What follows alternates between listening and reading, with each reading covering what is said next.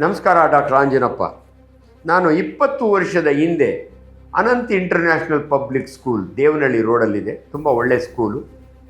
ನಮ್ಮ ದೊಡ್ಡಯ್ಯ ಅನ್ನೋ ಟೀಚರು ನನ್ನನ್ನು ಅಲ್ಲಿ ಮುಖ್ಯ ಅತಿಥಿಯಾಗಿ ಕರ್ಕೊಂಡು ಹೋಗ್ತಾರೆ. ಅವತ್ತು ಆ್ಯನ್ಯುಯಲ್ ಡೇ ಅಂದರೆ ತಮಗೆಲ್ಲ ಗೊತ್ತು, ಮಕ್ಕಳು 36 ಡಾನ್ಸ್ ಇರ್ತವೆ, ಬೇರೆ ಬೇರೆ ಕಲ್ಚರಲ್ ಆ್ಯಕ್ಟಿವಿಟೀಸ್ ಇರ್ತವೆ, ತಂದೆ ತಾಯಿಗಳು ಬಂದಿರ್ತಾರೆ. ಅವತ್ತು ಸಾವಿರಾರು ಜನ ತಂದೆ ತಾಯಿಗಳು ಕುಳಿತಿದ್ದಾರೆ. ವೇದಿಕೆಯ ಕಾರ್ಯಕ್ರಮ ಅಂದರೆ ಎಲ್ರಿಗೂ ಕೂಡ ಟೆನ್ಷನ್ನು, ಇವರು ಎಷ್ಟೊತ್ತು ಭಾಷಣ ಹೊಡ್ತಾರೋ ಅಂತ. ಆದರೆ ದೇವನಹಳ್ಳಿ ಕಡೆ ನನ್ನನ್ನು ನೋಡಿರೋರು, ನನ್ನ ಪೇಷಂಟ್ಗಳು ತುಂಬ ಇರ್ತಾರೆ. ನಮ್ಮ ಡಾಕ್ಟ್ರು ಬಂದಿದ್ದಾರೆ ಅಂತ. ಬಿಗಿನಿಂಗ್ನಲ್ಲಿ ಅವ್ರಿಗೊಂದು ಮಾತು ಹೇಳಿದೆ, ನೋಡಮ್ಮ, ನಾನು ಭಾಷಣ ಮಾಡಲ್ಲ, ನಿಮಗೊಂದು ಗೋಲಿಯ ಕಥೆ ಹೇಳ್ತೀನಿ, ಅದು ಬಹಳ ಇಂಪಾರ್ಟೆಂಟು. ಈ ಕಥೆಯನ್ನು ಕೇಳಿದ ಮೇಲೆ ನಾನು ಹೇಳ್ದಂಗೆ ನೀವೆಲ್ಲ ಮಾಡಬೇಕು. ಎಲ್ಲರೂ ಚಪ್ಪಾಳೆ ಹೊಡಿತಾರೆ, ಮಾಡ್ತೀವಿ ಡಾಕ್ಟ್ರೇ ಅಂತ. ಈ ಗೋಲಿಯ ಕಥೆ ವೆರಿ ಸರಳ. ಅದೇ ದೇವನಹಳ್ಳಿಯ ಒಂದು ಅಜ್ಜಿ, ನಾನು ಬೋರಿಂಗ್ ಹಾಸ್ಪಿಟ್ಲಾಗ ಸರ್ಜನ್ ಅಸಿಸ್ಟೆಂಟ್ ಪ್ರೊಫೆಸರ್ ಇದ್ದಾಗೆ ಬಲಗೈನಲ್ಲಿ ಚೀಟಿ, ಎಡಗೈನಲ್ಲಿ ಹುಡುಗ ಕರ್ಕೊಂಬರ್ತಾಳೆ. ಆಂಜನಪ್ಪ ಡಾಕ್ಟ್ರ್ ಯಾರ್ರೀ? ಅಜ್ಜಿ ನಾನೇ ಕಣಜ್ಜಿ. ಅವು ಬರ್ತಾಳೆ ಅಜ್ಜಿ, ನನ್ನ ಸ್ಟೂಡೆಂಟ್ಸ್ ಎಲ್ಲ ನನ್ನ ಸುತ್ತು ಇದ್ದಾರೆ, ಚೀಟಿ ನನ್ನ ಕೈ ಕೊಡ್ತಾಳೆ. ನೋಡಪ್ಪ, ನನ್ನ ಮೊಮ್ಮಗ ಜ್ವರ ಅಂತ ನಿಮ್ಮ ಕ್ಲಾಸ್ಮೇಟು ಡಾಕ್ಟರ್ ನಟರಾಜ್ ಇದ್ದಾರೆ ದೇವನಹಳ್ಳಿ ಒಳಗೆ, ಅವ್ರ ಹತ್ರ ಕರ್ಕೊಂಡೋದ್ರೆ ಜ್ವರ ವಾಸಿ ಮಾಡಿದ್ರು ಅವಯ್ಯ. ಆದರೆ ಮೈಯೆಲ್ಲ ಹುಡ್ಕಿದಾಗೆ, ಅಂದರೆ ಪರೀಕ್ಷೆ ಮಾಡೋವಾಗ ನಿಮ್ಮ ಹುಡುಗನ ಹತ್ರ ಒಂದೇ ಒಂದು ಗೋಲಿ ಐತೆ, ಇನ್ನೊಂದು ಗೋಲಿ ಆಂಜನಪ್ಪ ಡಾಕ್ಟ್ರ್ ಹುಡುಗ ಕೊಡ್ತಾರೆ, ಹೋಗು ಅಂತ ಚೀಟಿ ಕೊಟ್ಟಿದ್ದಾರೆ ಅಂತ. ನನಗೆ ಗೊತ್ತಿತ್ತು ಅದು ಏನು ಅಂತ. ಆದರೂ ಹುಡುಗರ ಮುಂದೆ ತಮಾಷೆಗೆ, ಅಲ್ಲ ಕಣಜ್ಜಿ, ನಿಮ್ಮ ಹುಡುಗನ ಹತ್ರ ಗೋಲಿ ಇಲ್ಲ ಅಂದರೆ ಶೆಟ್ರಂಗಡಿಗಲ್ವ ಹೋಗೋದು, ನನ್ನ ಹತ್ರ ಯಾಕೆ ಬಂದೆ? ಅಜ್ಜಿಗಳು ಹೆಂಗೆ ಬೈತಾರೆ ನಿಮಗೆ, ತಮಾಷೆಗೆ ಹೇಳ್ತೀನಿ. ಯಾವೂರು ಡಾಕ್ಟ್ರ್ ನೀನು, ಸರಿಯಾಗಿ ಓದಿದೆಯೋ ಇಲ್ಲೋ? ಆ ಗೋಲಿ ಅಲ್ಲ, ಈ ಗೋಲಿ ಅಂತಾಳೆ, ನೇತಾಡುವ ಗೋಲಿ. ಈ ಸ್ಟೋರಿ ಯಾಕೆ ಹೇಳಿದೆ ಅಂದರೆ, ಅಲ್ಲಿ ಈ ಸ್ಟೋರಿ ಹೇಳಿ ಆ ಜನಗಳಿಗೆ ಹೇಳಿದೆ ನಾನು, ನಿಮ್ಮ ಮಕ್ಕಳ ಡಾನ್ಸ್ ಆದಮೇಲೆ ದಯವಿಟ್ಟು ನೀವು ಮನೆಗೆ ಹೋದ್ಮೇಲೆ ನಿಮ್ಮ ಗಂಡು ಮಕ್ಕಳ ಚಡ್ಡಿ ತೆಗೆದು 2 ಗೋಲಿ ಇದಾವೋ ಇಲ್ಲೋ ನೋಡಿ. ನೆಂಟರಿಗೆಲ್ಲ ಫೋನ್ ಮಾಡಿ, ಆಂಜನಪ್ಪ ಡಾಕ್ಟ್ರಿ ಹೇಳಿದ್ದಾರೆ ನಿಮ್ಮ ಮಕ್ಕಳ 2 ಗೋಲಿ ಅಂದರೆ ಬೀಜಗಳು, ಟೆಸ್ಟಿಸ್ ಅಂತೀವಿ ನನ್ನ ಭಾಷೆಯಲ್ಲಿ. ಯಾಕಂದರೆ ಇದು ಮುಜುಗರ ತರುತ್ತೆ ವೇದಿಕೆ ಮೇಲೆ ಹೇಳ್ಬೇಕಾದ್ರೆ, ಆದರೆ ಬೀಜ ಅಂತಾರೆ. ಅದನ್ನು ನೋಡಿ ಅಂತ ನಿಮ್ಗೆ ಆಶ್ಚರ್ಯ ಆಗುತ್ತೆ. ನೆಕ್ಸ್ಟ್ ಡೇ 10 ಜನ ತಂದೆ ತಾಯಿಗಳು ಬೇರೆ ಬೇರೆ ಊರಿಂದ ಕೆಂಪೇಗೌಡ ಹಾಸ್ಪಿಟ್ಲಿಗೆ ಮಕ್ಕಳನ್ನ ಕರ್ಕೊಂಬರ್ತಾರೆ. ಅದರಲ್ಲಿ ಒಂದು ಹುಡುಗ 9 ವರ್ಷದವನು, ಒಂದು ಶಾಲೆಯ ಹೆಡ್ ಮಾಸ್ಟ್ರ್ ಮಗ. 2 ಬೀಜಗಳಿಲ್ಲ. ಈಗ ಈ ಬೀಜದ ಮಹತ್ವ, ಮೊನ್ನೆ ತಾನೇ ಒಂದು ಆರ್ಟಿಕಲ್ ಬಂದಿತ್ತು, 2 ಬೀಜ ಇಲ್ದಿದ್ದಾಗೆ ಅವನಿಗೆ ಮಕ್ಕಳಾಗಬೇಕಾದ್ರೆ ಎಷ್ಟು ಕಷ್ಟಪಟ್ಟು ಆ ಬೀಜದಿಂದ ಸ್ಪರ್ಮ್ನ ತೆಗೆದು ಪ್ರಿಸರ್ವ್ ಮಾಡಿಡ್ತೆ. ರೇರ್ ಸರ್ಜರಿ ಡನ್, ಅದ್ರ ಬಗ್ಗೆ ಬೇಡ. ಬಟ್ ಯಾಕೆ ಹಂಗಾಗುತ್ತೆ ಅನ್ನೋದು ವಿಚಾರ ನಿಮ್ಗೆ ಹೇಳ್ತೀನಿ. ನೋಡಿಮ್ಮ, ಡೆಲಿವರಿಗಳು ಎಲ್ಲಿ ಬೇಕಾದ್ರೂ ಆಗ್ತವೆ. ಮನೆಯಲ್ಲೂ ಆಗುತ್ತೆ, ಚಿಕ್ಕ ಆಸ್ಪತ್ರೆಯಲ್ಲಾಗುತ್ತೆ, ದೊಡ್ಡ ಆಸ್ಪತ್ರೆಯಲ್ಲಾಗುತ್ತೆ, ನಾರ್ಮಲ್ ಡೆಲಿವರಿ ಆಗುತ್ತೆ, ಸಿಸೇರಿಯನ್ ಡೆಲಿವರಿ ಆಗುತ್ತೆ. ಗಂಡು ಮಗು ಹುಟ್ಟಿದಾಗ ಎಲ್ರಿಗೂ ಖುಷಿ, ನಮಗೆ ಮನೆಯಲ್ಲಿ ಗಂಡು ಮಗ ಹುಟ್ಟಿತು ಅಂತ.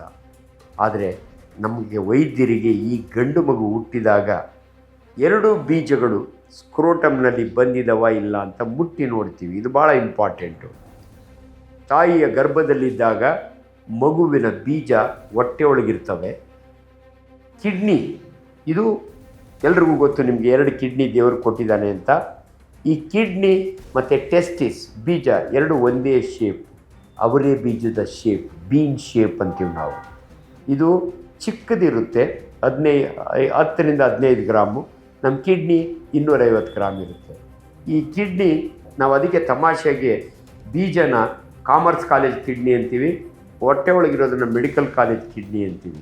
ಮೆಡಿಕಲ್ ಕಾಲೇಜ್ ಕಿಡ್ನಿ ಅಸೆಂಡ್ಸ್, ಟೆಸ್ಟಿಸ್ ಡಿಸೆಂಡ್ಸ್ ಅಂತ ಹೇಳ್ತೀವಿ ಮೆಡಿಕಲ್ ಸ್ಟೂಡೆಂಟ್ಸ್ಗೆ. ಇದು ಹೊಟ್ಟೆ ಒಳಗಿರೋ ಬೀಜ ಸ್ಕ್ರೋಟಮಿಗೆ ಬರಬೇಕು. ಯಾಕೆ ಬರಬೇಕು ಡಾಕ್ಟ್ರೇ? ಇದು ವೆರಿ ವೆರಿ ಇಂಪಾರ್ಟೆಂಟ್. ಸ್ಕ್ರೋಟಮ್ಮು 3rd ಅಂತಾರೆ ಕನ್ನಡದಲ್ಲಿ. ಅದು ಕೂಡ ಒಂದು ಇಂಪಾರ್ಟೆಂಟ್ ಆರ್ಗನ್ನು. ಅದರೊಳಗಾಗಿ ವೈಜ್ಞಾನಿಕ ವಿಚಾರ ಎಷ್ಟು ಸರಳವಾಗಿರುತ್ತೆ ಅಂದರೆ, ನೀವು ಬೆಳೆದ ಕಾಳುಗಳನ್ನು, ಬೀಜಗಳನ್ನು ಸಂಸ್ಕರಣೆ ಮಾಡಲಿಕ್ಕೆ ಬೀಜ ಸಂಸ್ಕರಣಾ ಕೇಂದ್ರ ಅಂತ ಮಾಡಿರ್ತೀರಿ. ಅಲ್ಲಿ ರೆಫ್ರಿಜರೇಷನ್ ಇರುತ್ತೆ, ನೀವು ಬೆಳೆದ ಬೀಜಗಳು ಕೊಳೆತೋಗ್ದಂಗೆ ನೋಡ್ಕೊಳ್ಳುತ್ತೆ. ಅದೇ ರೀತಿ ದೇವರು ನಿಮ್ಮ ಬೀಜವನ್ನು ರಕ್ಷಣೆ ಮಾಡ್ತಾನೆ. ಯಾಕಂದರೆ ಪ್ರೊಡಕ್ಷನ್ ಈಸ್ ವೆರಿ ಇಂಪಾರ್ಟೆಂಟ್. ಯಾವುದೇ ಒಂದು ಪ್ರಾಣಿಗೆ ತನ್ನ ತಳಿ ಬೆಳಿಬೇಕು ಅಂತ ಅದಕ್ಕೆ ಬೀಜ ಕಾರಣ. ಸೊ ಪ್ರೊಕ್ರಿಯೇಷನ್ ಅಂತೀವಿ. ಸೊ ಈ ಬೀಜನ ದೇವರು ಕಾಪಾಡ್ತಾನೆ. ಹೆಂಗೆ ಅಂದರೆ, ಗಂಡು ಮಕ್ಕಳ ಇಡೀ ದೇಹದಲ್ಲಿ ಥರ್ಡ್ನಲ್ಲಿ ಅಂದರೆ ಸ್ಕ್ರೋಟಮಲ್ಲಿ 1 ಡಿಗ್ರಿ ಟೆಂಪ್ರೇಚರ್ ಕಡಿಮೆ ಇರುತ್ತೆ. ಸೊ ಇದಕ್ಕೆ ಒಳ್ಳೆಯ ವಾತಾವರಣ ಬೀಜಕ್ಕೆ. ಅದಕ್ಕೆ ಬೀಜ ಹೊಟ್ಟೆಯಿಂದ ಕೆಳಗಡೆ ಬರಬೇಕು. ಅನ್ಫಾರ್ಚುನೇಟ್ಲಿ ಕೆಲವು ಮಕ್ಕಳಿಗೆ ಹುಟ್ಟಿದಾಗ ಒಂದು ಬೀಜ ಬಂದಿರುತ್ತೆ, ಇನ್ನೊಂದು ಬೀಜ ಬಂದೇ ಇರಲ್ಲ, ಹೊಟ್ಟೆ ಒಳಗೆ ಇರುತ್ತೆ. ಕೆಲವು ಮಕ್ಕಳಿಗೆ ಎರಡೂ ಬೀಜ ಬಂದಿರಲ್ಲ. ಸೊ ಇದನ್ನು ನಾವು ಅನ್ಡಿಸೆಂಡೆಡ್ ಟೆಸ್ಟಿಸ್ ಅಂತೀವಿ. ಇದನ್ನು ಕೇಶೀಟ್ನ ಬರೆದಿರ್ತೀವಿ, ತಂದೆ ತಾಯಿಗೆ ಹೇಳಿರ್ತೀವಿ, ನೋಡಿ ಈ ಬೀಜ ಮುಂದೆ ಬರಬಹುದು, ಬರಲಿಲ್ಲ ಅಂದರೆ 2 ವರ್ಷದವರೆಗೂ ನೀವು ಕಾಯಿ. ಈಗ ನಾನು 2 ವರ್ಷ ಅಂತ ಟೀಚ್ ಮಾಡೀನಿ, ಆದರೆ ನಮ್ಮ ಪೀಡಿಯಾಟ್ರಿಕ್ ಸರ್ಜನ್ ಪ್ರಮೋದ್ ಹೇಳ್ದ, ಸರ್ ಮಗು ಚೆನ್ನಾಗಿದ್ದರೆ 9 ತಿಂಗಳಿಗೆ ಆಪ್ರೇಷನ್ ಮಾಡ್ತೀವಿ ಅಂದರೆ ಹೆಲ್ತಿಯಾಗಿದ್ದರೆ ಅಂತ ಹೇಳ್ದ.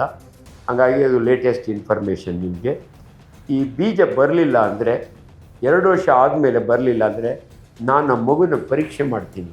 ನನ್ನ ಕೈನಲ್ಲಿ ಹೊಟ್ಟೆ ಪ್ಯಾಲ್ಪೇಟ್ ಮಾಡ್ತೀನಿ, ಇಂಗ್ವೈನಲ್ ಕೆನಾಲ್ ಅಂತೀವಿ, ಅಲ್ಲಿ ಪ್ಯಾಲ್ಪೇಟ್ ಮಾಡಿ ನೋಡ್ತೀನಿ. ಅಲ್ಲಿಲ್ಲ ಅಂದರೆ ಅಲ್ಟ್ರಾಸೌಂಡ್ ಸ್ಕ್ಯಾನ್ ಮಾಡ್ತೀನಿ, ಎಲ್ಲಿದೆ ಅಂತ ಗೊತ್ತಾಗುತ್ತೆ. ಅಲ್ಲಿಗೂ ಗೊತ್ತಾಗಲಿಲ್ಲ ಅಂದರೆ CT ಸ್ಕ್ಯಾನ್ ಮಾಡ್ತೀನಿ.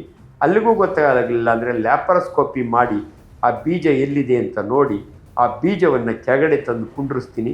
ಅದನ್ನು ಆರ್ಕಿಡೋಪೆಕ್ಸಿ ಅಂತ ಅಂತೀವಿ ನಾವು. ಯಾಕೆ ಬೀಜ ಹೊಟ್ಟೆ ಒಳಗಿದ್ರೆ ಏನಾಗುತ್ತೆ?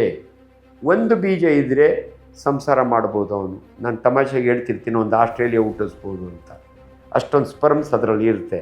ಆದರೆ ನನಗೆ ಚಿಂತೆ ಇರೋದು ಈ ಅನ್ಡಿಸೆಂಡೆಡ್ ಟೆಸ್ಟಿಸ್ ಹೊಟ್ಟೆ ಒಳಗೆ ಉಳಿದಿದೆಯಲ್ಲ, ಅದ್ರ ಬಗ್ಗೆ ನನಗೆ ಚಿಂತೆ. ಯಾಕೆ ಚಿಂತೆ ಅಂದರೆ ಇನ್ನೊಂದು ಸ್ಟೋರಿ ನಿಮಗೆ.